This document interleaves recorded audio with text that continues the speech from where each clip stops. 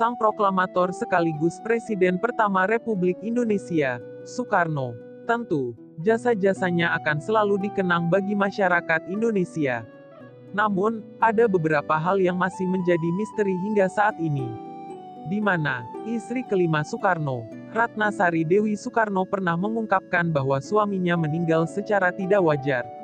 Kata wanita asli Jepang tersebut kematian Bung Karno sengaja diatur agar pemilu 1971 dapat terlaksana. Menurutnya, hal tersebut dilakukan karena adanya dualisme antara Soekarno dan Soeharto yang tidak lain adalah Presiden kedua RI.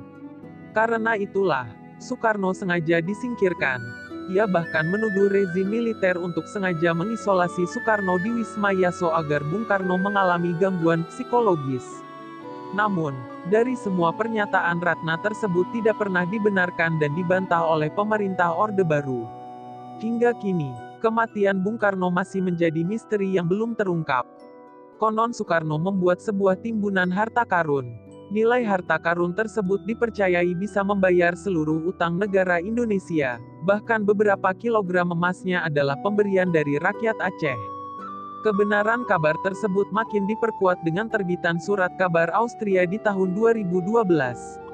Media ini memberitakan adanya simpanan dana milik Bung Karno yang disimpan di Swiss senilai 180 juta dolar Amerika. Namun hingga sekarang belum ada konfirmasi dari keluarga Bung Karno mengenai kebenaran dana tersebut.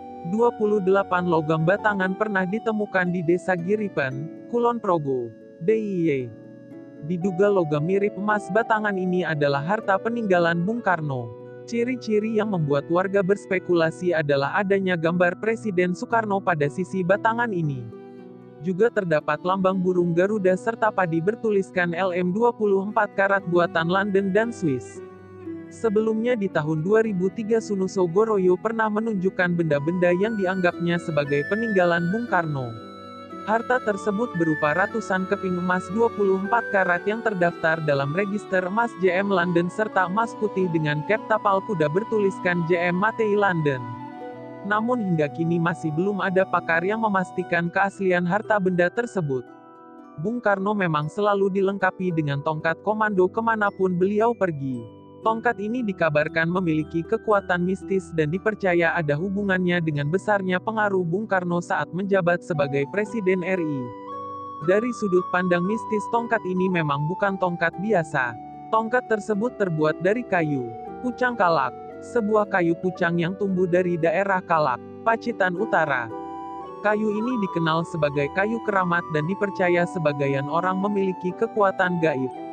Bahkan tongkat komando Bung Karno ini disebut-sebut sebagai penyelamat dari insiden penembakan Idul Adha di tahun 1962.